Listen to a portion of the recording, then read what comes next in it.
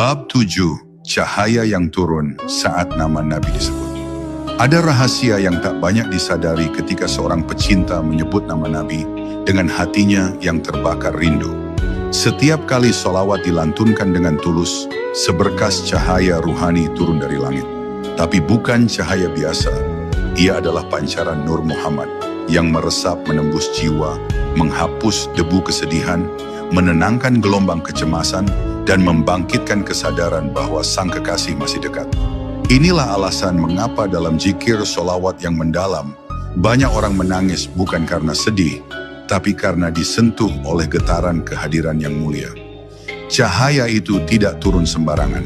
Ia hanya hadir bila ruh sang penyebut terbuka dan tidak diselimuti topeng-topeng kepalsuan dunia. Sebab Nur Nabi bukanlah cahaya yang silau mata, tapi cahaya yang menyentuh dasar ruh.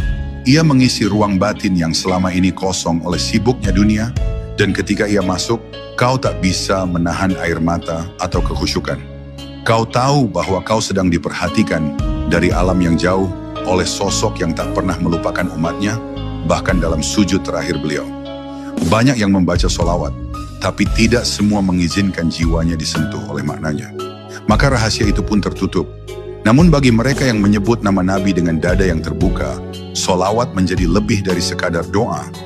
Ia menjadi jembatan ruhani, jalur cahaya, dan medan komunikasi antara jiwa kita dengan ruh Nabi.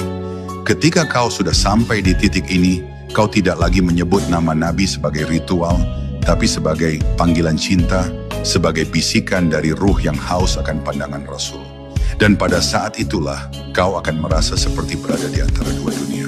Di satu sisi kau masih duduk di bumi, namun cahaya dari langit sedang memeluk ruh. Dalam pelukan itulah banyak rahasia terbuka.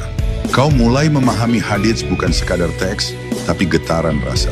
Kau membaca sirah Nabi bukan seperti membaca sejarah, tapi seakan mengingat kembali sesuatu yang pernah kau alami. Semua itu karena cahaya sholawat telah membuka ruang kenangan ruhani yang selama ini terkunci rapat. Sungguh jika seseorang menyebut sholawat dengan benar, ia akan mulai menyadari bahwa tidak ada jarak sejati antara dirinya dan Nabi. Yang ada hanyalah tabir yang bisa dibuka dengan cinta, zikir, dan keikhlasan.